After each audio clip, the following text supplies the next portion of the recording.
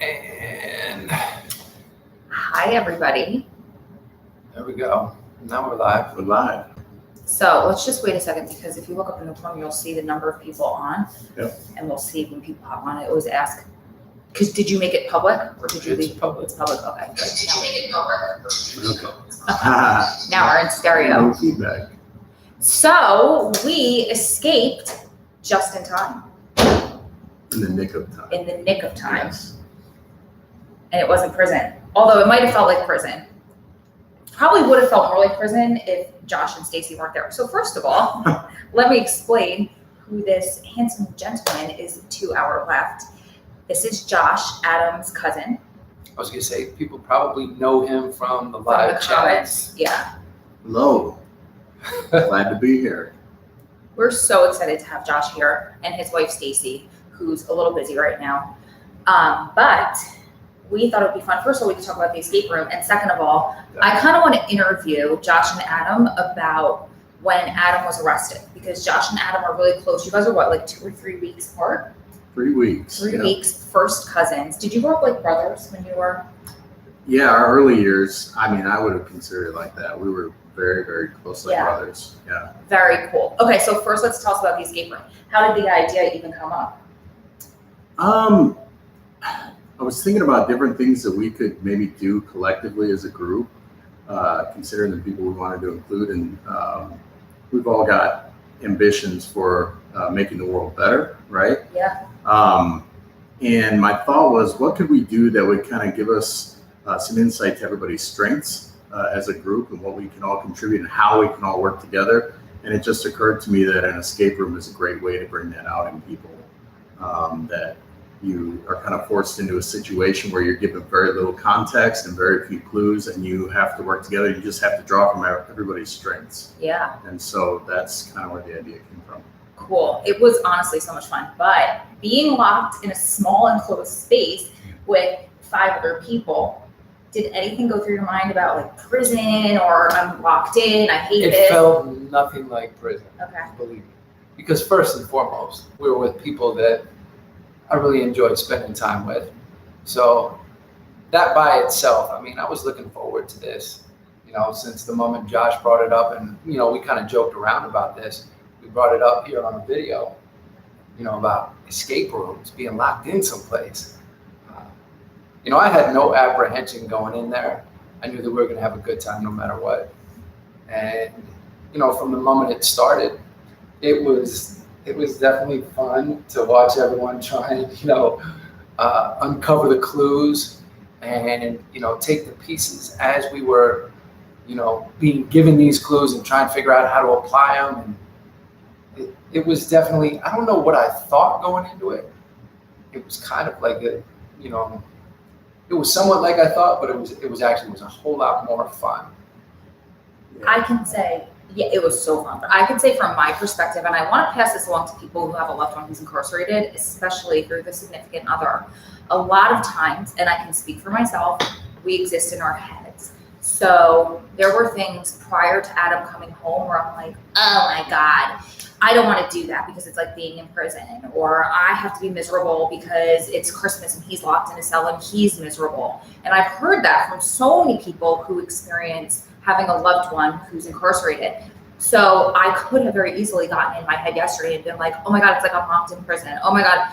But you have to get outside of your head and let that all go, because you could choose if you're going to focus on that, if you're just going to embrace it and enjoy it. And honestly, we had so much fun. We were saying at dinner yesterday, everybody knew their strengths, everybody knew their place, but it was intuitive. It wasn't like one person was like, you do this, you do that. Everyone just kind of went to where their strengths were, and we worked together, and we got out with 9 seconds. 9 seconds left. It was awesome. 60-minute room, we got 9 seconds left. Yep. And if I can just kind of elaborate on that thought a little bit, it was more than just we all drew from each other. We literally could not have completed that room without every single person's input.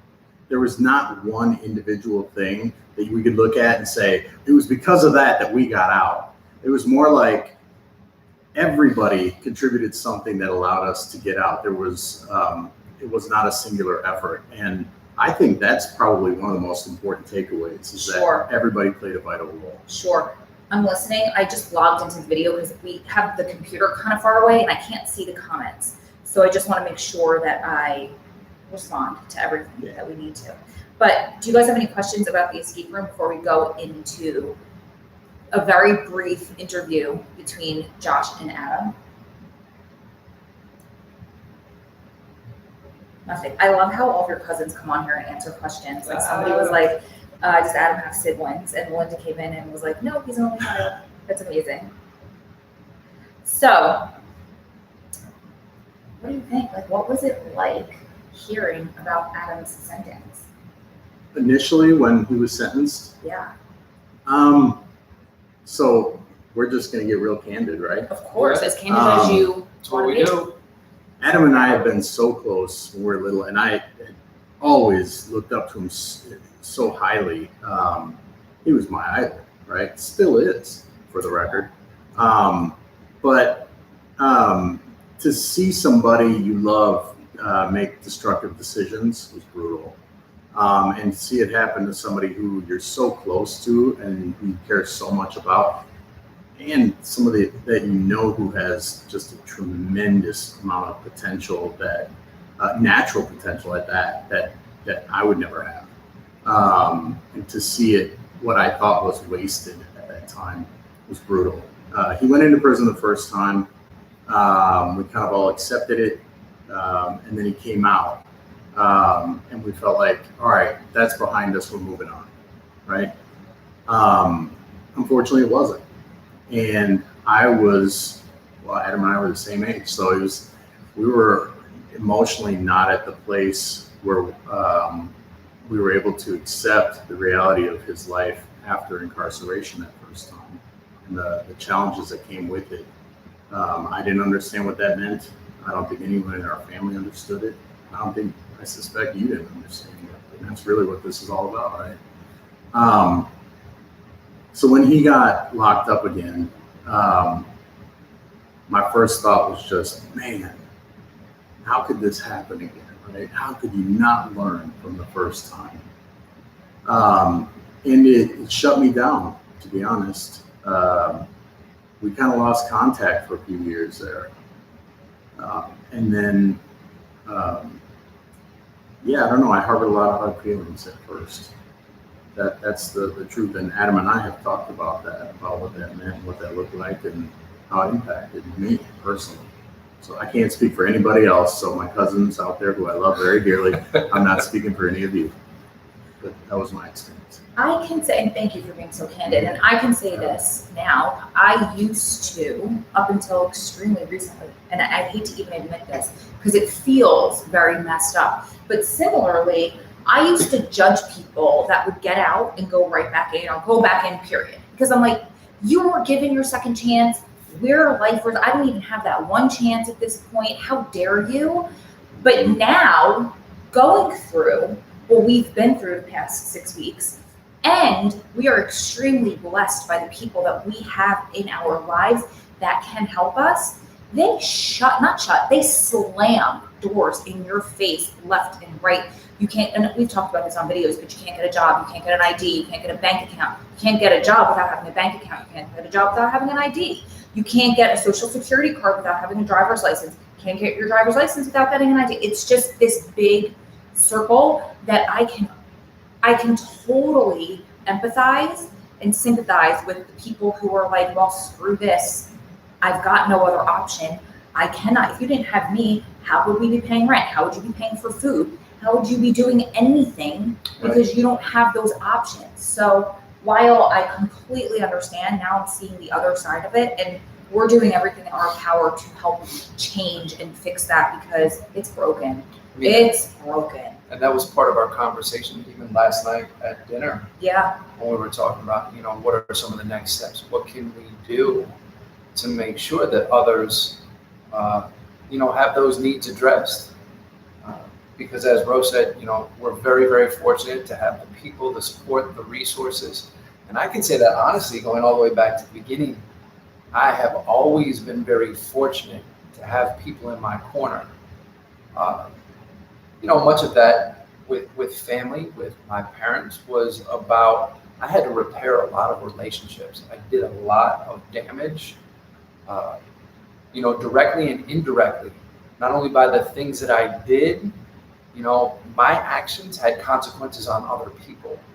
And, so often I've heard, let me just do me, meaning like I can somehow function in this vacuum where like whatever I do is not going to affect anybody else around me. That's not realistic. It doesn't matter who you are, someone else is going to be impacted by what you're doing, and you have to be conscious of that. And I think that that's a level of maturity that as you get older, you come to see those ripples of consequence and how far out they can reach. And hopefully you become more empathetic and understanding of that reach and start to address those things. For me, that took many, many years to repair these relationships, to have the difficult discussions and say, man, I did mess up, but let me also explain like kind of where I was, what my mentality was, how I was feeling about this situation, sense of hopelessness when I couldn't, get established or get things going. And I kept getting pulled back into the system. And I wasn't willing to reach out and accept help from anybody. So, these are all lessons that have been hard learned over many, many years. And as Rose said, we continue to learn as we go through this process. And that was one of my primary goals when I was released. I told you guys in the first video is that we wanted to do this as a vlog to document this experience and the challenges, not only share our successes, everything that's going well, we want to tell you guys about that and, all the great times that we're having with family and feeling the love and support that we have, but also the very real challenges. We went to the DMV the other day and it was chaos. It was just pure chaos. And to not have, or to think that we finally had everything lined up and to get all the way there to the window and to be told, oh yeah, by the way, New Jersey, they're not done with you.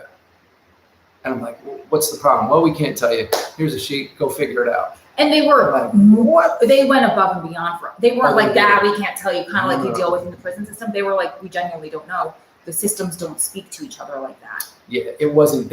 Listen, the people were very gracious, incredibly nice to us at the window, but it was unfortunate, as she said, even despite doing all that legwork, having the help to get us there, to line everything up, to then be turned away, man, that was frustrating. And we saw people at the DMV being turned away and the frustration. And I remember seeing one guy, I'm like, this guy looks like he took a bus here. He's got a bag full of stuff. He was really, really frustrated. I'm like, man, I wonder if this is another guy that just got out, if he's going through this same process. Sure. And I'm like, man, what is in place to help us to make this a little bit easier? So very fortunate that over the last couple of days, we've had a lot of great discussions about, things that I've been talking about doing for a long time to make this process better for guys all the way through, from the inside to the transition to the outside component, and women and their loved ones, and the supporters. I mean, they need additional support every step of the way.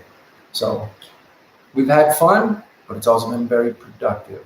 I'll add this before, unless you guys want to add anything else, I'll go to the next question. But there are a lot of people, most people, when they get out of prison or jail, they have to put that behind them in order to move on, which is completely understandable.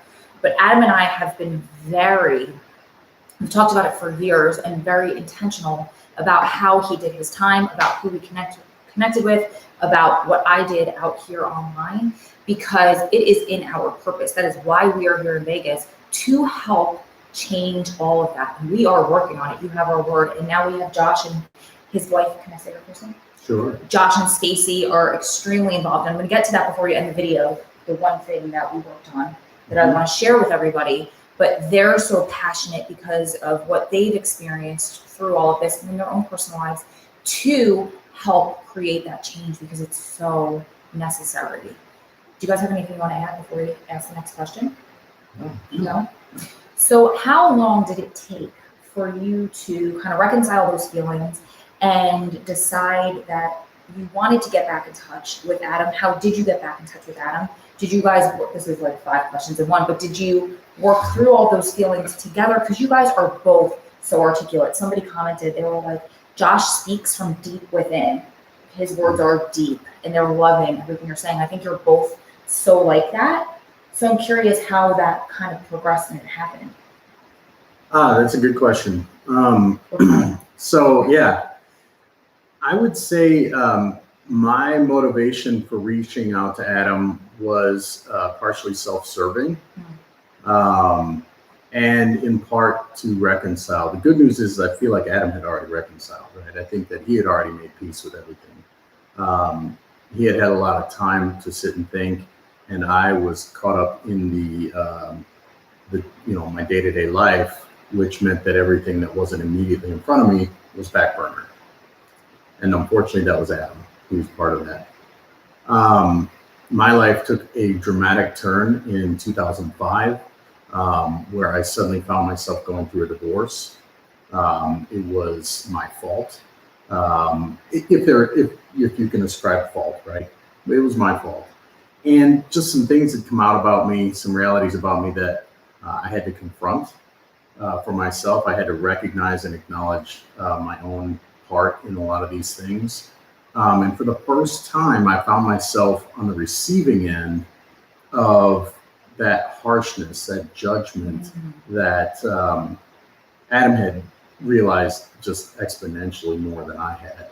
And I had to recognize, like we talked about this morning, my part in doling that out to you, right? My harsh judgment towards the things you had done. And so I had to come to Adam pretty humbly and just share with him, hey man, I've made some mistakes and I don't know anybody who's going to understand this. I don't know anybody who's going to sit and listen, but hey man, you're tied down for a while, so let's talk, right? We might have some time. So it just, it kind of worked out that way. So in that way, it was self-serving. And it allowed me to kind of get some things off my chest. But what happened was I actually found a receptive ear, an honest heart that was willing to listen to a lot of the issues that I had, and no judgment, right? He didn't condone anything I had done. He didn't support anything I had done, but he supported me as a person in spite of the things I had done. And that just wasn't a reality I was facing in my everyday life. I was getting it from all angles. And it was such a nice mental and emotional reprieve to have that. I was drawn to it. And we just kind of not only re-engaged in that relationship we had already had, but it just grew from there. I felt like it became a more honest, more vulnerable relationship where we started sharing realities back and forth and discussing, subjects that we should be more open to talk about, to be honest. But for whatever reason, in our culture and in our society, they're not talked about. And I felt not very judged. I felt accepted and loved anyway. And that changed things for us again. So all credit to Adam for that, really, sincerely. It was a matter of me being willing to extend out to him, and him being willing to hear it, and then still accept me anyway. I love that. Now, this question is not based off of you. I know the story, and I know how you are. Mm-hmm. This question is based off of the viewers, I'm sure, and those of us that, or those of people watching who have a loved one who's incarcerated. Yep. From my perspective, everybody who does time, in some way, shape, or form, deals with being abandoned by family members, by friends, by significant others. So now here you are incarcerated. And all these years later, a family member reaches out to you. What's your feeling? What's your emotion? What's your response? Because I can only imagine I know for a fact you were abandoned by a lot of people. I'm not saying Josh, I'm not saying family, I'm saying a lot of people throughout your incarceration. What was that like receiving that email? What were the emotions, and then moving forward with the communication? I think Josh hit on it, that at the time when he sent me that email and reached out to me, fortunately, I was at a place that was good in my life with myself, but it had taken me some time to get there. I had to work through, kind of ironically, the anger, the frustration I was feeling that I was projecting towards others for not being there, but it was all based on me, on what I had done. The only person I should have been upset with was myself. And it took me a while to accept that, to acknowledge, like, nobody else had done anything wrong to me. I put myself in that situation. And it was once I came to that realization, I let go of all that anger, that frustration. And I was really just at a good place. And fortunately, it was, I was open to really reconnecting with family, with those people that were of a positive influence, people that I genuinely cared about. And timing's everything. And it was perfect for us because, we had been so tight when we were kids, but as we had both matured and gone different paths, you don't clearly communicate those things. And it takes some time to, usually build relationships, build bonds, but for whatever reason, sometimes it just comes easily, and it did. Our relationship has always come easily, and I've always appreciated that. It doesn't matter if there were times where we went a couple months and didn't hear from each other. Like, it was like yesterday. It felt like I had just heard from him yesterday. So, very fortunate. There, no anger, no resentment. I don't know. I guess, as we get older, we learn to appreciate, hopefully we learn to appreciate those people, of meaning in our life. And a lot of that has to do with family. There's a lot of family when we were taking the trip out here. I got to see a lot of my cousins that I know who are on here that I hadn't seen in years. And people are like, man, wasn't that weird? Wasn't that a strange experience? I'm like, no, not at all. Like, it was easy. It was natural. I felt, the love, the good intentions, and I appreciated that. It doesn't matter that, I haven't seen a lot of my family in years. I thank you guys so much for being so candid. So I think I have probably 5 more questions rolled into one last question before we get going and I share this project that we're going to be working on together.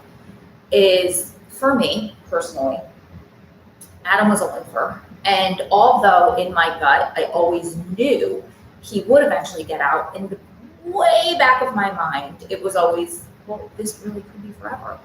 So I'm curious if for you, throughout Adam's incarceration, if you ever kind of like lost hope, or were like, like kind of like what I just said, like, this could be forever. And then What was it like when you found out that he was coming home?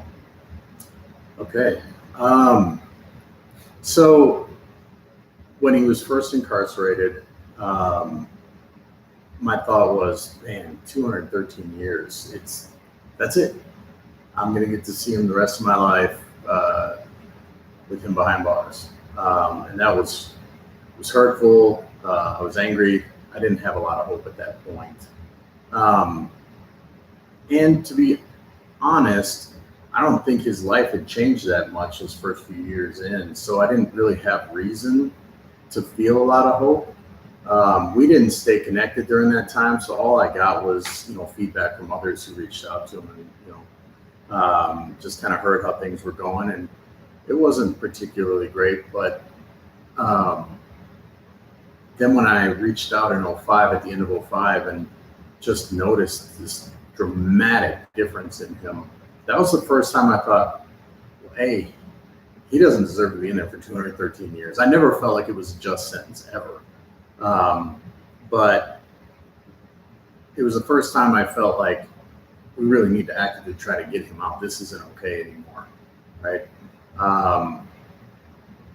And I recognized that maybe there was a chance that this could happen because he had just taken such a tremendous change for the positive. But also, candidly, there was a part of me that felt like, well, I wonder if, just more time is going to harden him and he's just going to resort back to what he was before.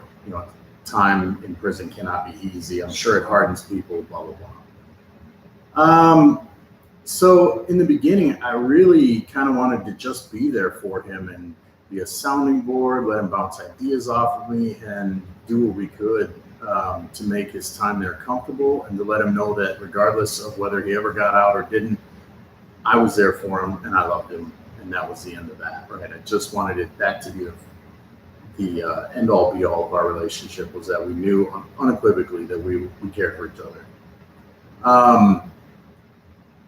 Fast forward a few years and, recognizing that this movement, just general movement of criminal justice reform, sentence reform, those kinds of things are gaining some steam. And I'm like, man, Adam's case has got to apply here, right? This is one of the more egregious sentences I've ever heard of.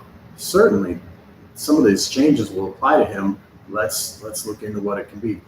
So to get to answer your question, because I'm beating around the bush here, I eventually got to the place where I was like, all right, we're going to get him out. Did I ever fully let go of the idea that it could be forever? No, there's an element of like self-preservation that comes into that, where you're like, okay, for my own mental health, I have to be prepared for whatever, but we're going to put our foot on the gas fully and push forward with the expectation that he's getting out, right? And I had a million people give me those looks like they didn't say anything. It was never like, man, you're crazy. But you could tell. I've been on the receiving end Yeah. some of those looks. You can tell these people are looking at you like, man, your hope is invested in the wrong place. You need to, get a reality check and move on with your life. Just be there for them. And I never wanted that. I just wanted, once we felt like the gate was open and there was an opportunity to make some change and get him out, it was full speed ahead. What was it like when you finally heard he was coming home? Oh yeah. I cried. When I got the news, I cried. I kind of excused myself from the room and I went to the bedroom and just kind of bawled like a baby for a minute.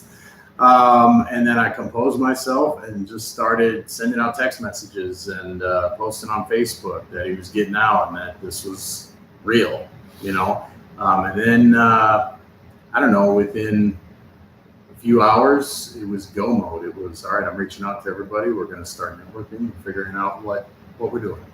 How are we going to make this successful? Yeah. So that he can realize the dream that he's been preaching for years now. Yeah. Before I get to your last question, one more. Was there ever an element of, again, self-preservation when you got that news, like, but it could not happen? Because that happened to me. I had to keep it out here until I was literally in the parking lot hugging him. It wasn't real. That was the same time for me. It was the moment I got the news that he was in the car and driving off property that it was like, it's real. Yeah. It is real now. Now we can celebrate. Yeah. And that, I didn't cry at that moment, but my mom did. My mom burst into tears and just started crying and said, oh, it's real. It's finally here. It was, that was when I was able to just like let my guard down and be like, it's finally happened. Yeah. Yeah. And I'm going to steal the last question and wrap things up with this by saying it was the same time for me. I don't think any of us felt that it was real until I actually walked out the door. And there have been so many things that have happened since then. Honestly, I don't think I've yet dealt with all those emotions. Me too. Because there are times where I still like hearing you talk about it, where I start to feel a little overwhelmed. And I realize that we never had that opportunity, because like talk about putting the foot on the gas when we got out.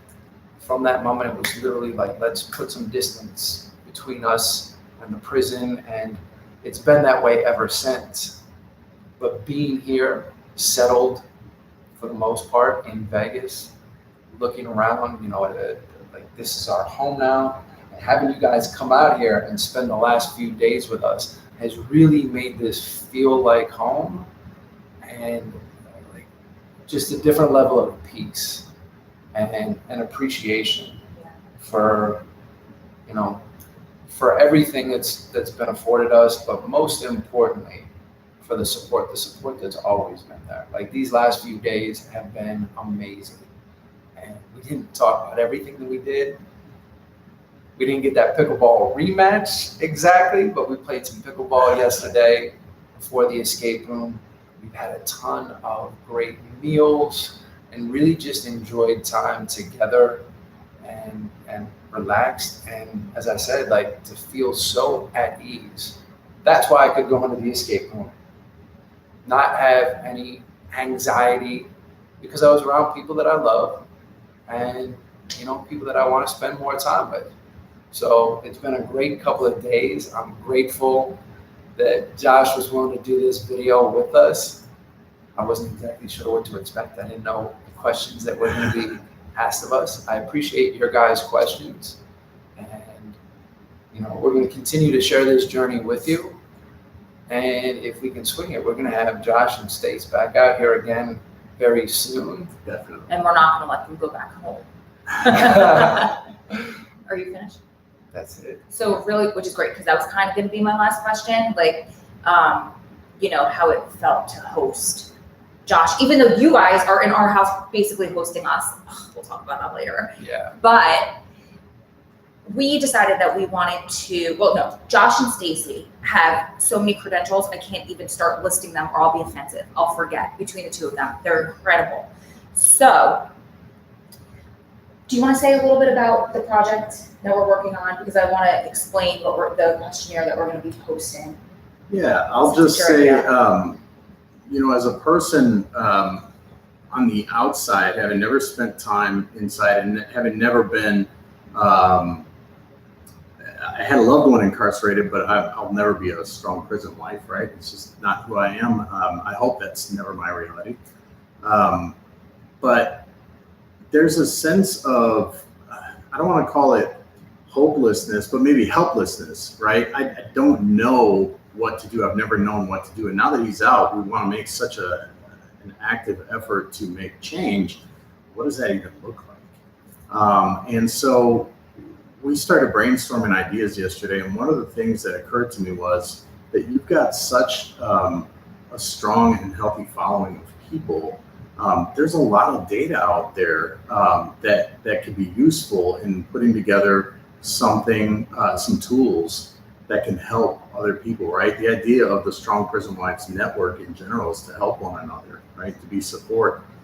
What can we glean from that to make something that's actionable or provide some resources for one another? And I kind of had this idea that maybe we could put together a survey, and the idea for that is based on my own ignorance to the realities that these people are facing. I would love to say, hey, I had a loved one on the inside, so I know. I don't. I wasn't, you know, I don't have that level of intimacy with an inmate right now to know what that's like to be the partner who's left behind. But I know that their reality is equally as grim in many cases.